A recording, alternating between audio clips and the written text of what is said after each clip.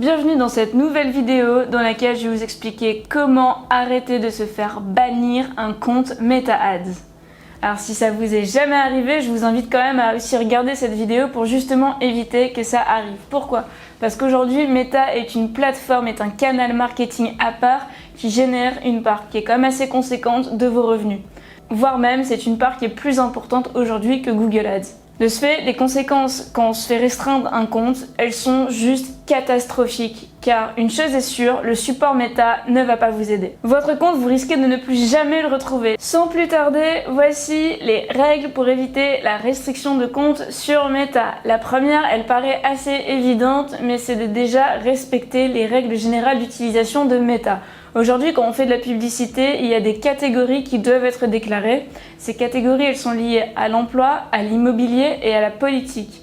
Donc déjà, si vous faites partie de l'une de ces catégories, il est essentiel de la déclarer quand vous faites de la publicité. La deuxième règle, c'est de faire très attention à vos messages. On évite le clickbait, on évite les promesses qui sont un peu trop élogieuses et sur de l'investissement également, car Meta est en capacité de lire vos contenus, mais aussi le contenu de vos vidéos et le contenu de vos images. Alors on respecte les codes de la publicité où on donne un message qui est clair, on fait aussi également attention à ce que sa page de destination adresse bien le même message que l'annonce, car c'est des choses que Meta est en capacité de détecter. En plus de ça, vous avez quand même une espèce de petite chance où Meta va parfois vous dire que votre publicité n'est pas éligible. Ne forcez surtout pas la publication de cette ads en état, en la dupliquant et en essayant de la forcer. Ça, c'est vraiment le truc qui va amener la restriction de compte. Le deuxième point pour éviter de se faire bannir sur Meta, c'est de faire attention aux activités suspectes sur votre profil. Car lorsque vous utilisez Meta, vous l'utilisez avec un profil, donc votre compte tout simplement Facebook, et auquel vous allez vous connecter au Business Manager, au compte publicitaire. Et donc il faut faire un petit peu attention des fois quand on part en vacances ou quand on utilise un VPN, parce que Meta va pas comprendre comment vous pouvez être à Roubaix et à Miami en même temps. On limite énormément les connexions, d'autant plus si vous n'avez pas le double facteur d'authentification. Le double facteur d'authentification, je vous recommande vivement de l'avoir au sein de vos comptes et aussi que chaque personne qui a accès au Business Manager l'ait configuré.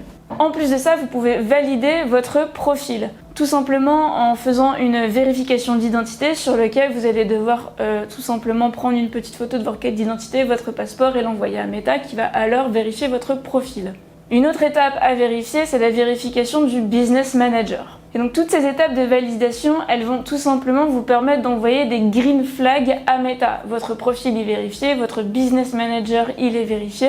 C'est quand même des choses qui sont plus valorisées par Meta et qui va se permettre aussi de limiter ces activités suspectes. Toujours sur le Business Manager, il va être important maintenant de vérifier les niveaux d'accès. On donne très vite accès à un petit peu tout dans le Business Manager parce que vous avez votre page Facebook, votre compte Instagram, votre compte publicitaire, les factures pour la finance. Il faut faire quand même énormément attention que chaque personne qui ait accès à votre Business Manager, alors déjà quelle est le double authentification de facteurs et qu'elle ait validé son profil, mais qu'au-delà de ça, qu'il y ait un véritable usage. Si la personne ne se connecte une fois tous les ans à ce Business Manager pour récupérer je ne sais quelle information, c'est peut-être pas très pertinent qu'elle soit dans le compte.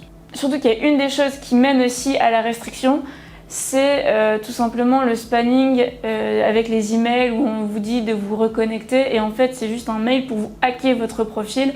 Ça, c'est vraiment un cas de restriction le plus commun qu'on peut observer. Alors, on vérifie bien ces niveaux d'accès et aussi on s'assure qu'il y ait au moins 2 admins dans son Business Manager. Ça permet d'avoir aussi un backup au sein de votre Business Manager si vous avez un problème au niveau de votre profil. Et le dernier élément de vigilance, ça va être la méthode de paiement. Si malheureusement vous avez déjà connu une restriction de compte, n'utilisez surtout pas la carte bancaire qui était liée au compte qui a été restreint. Cette carte, elle a été flaguée. Alors on s'assure que les méthodes de paiement, elles sont tout simplement de nouvelles méthodes de paiement pour justement éviter que Meta fasse le plus de liens entre l'ancien compte qui a été restreint et le nouveau. Et donc voici les éléments qui vous permettent de limiter au maximum, de vous faire restreindre et bannir un compte publicitaire sur Meta. Donc je répète, on fait attention à ce que son profil soit vérifié, que son Business Manager soit vérifié. On fait aussi attention qu'on respecte les conditions générales d'utilisation de Meta avec les catégories si elles sont à déclarer. On fait également attention aux messages publicitaires, aux messages de ces vidéos.